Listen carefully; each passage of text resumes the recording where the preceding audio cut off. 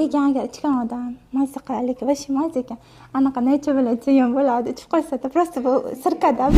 Olma sirkasi hozir juda ham ko'p uchraydigan muammolar, atoklar, semizlik va qorinda yog'lar bilan muammosi bo'layotgan insonlar va sahri har doim ko'tarilib ketib, insulinga o'tirib qolganlar uchun juda ham foydali hisoblanadi. Bu olma sirkasini o'zimizda tayyorladik, tabiiy bog'imizda olmalaridan. Rosa ham mazali, shirin. Sotib olgan olma sirkalaridan ko'ra rosa mazali ekan. O'zim ichib ko'rib, mazza qildim-da. Va atyokim bor edi. Buni bilasizmi?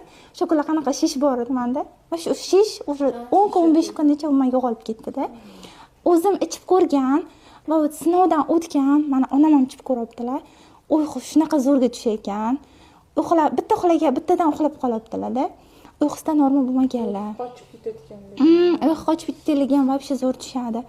Ayniqsa mana kechasi ovqat hazm qilisholmaydi-ku, kechqurun ovqat yeb qo'yishadi-ku. O'tida muammo bo'lsa ham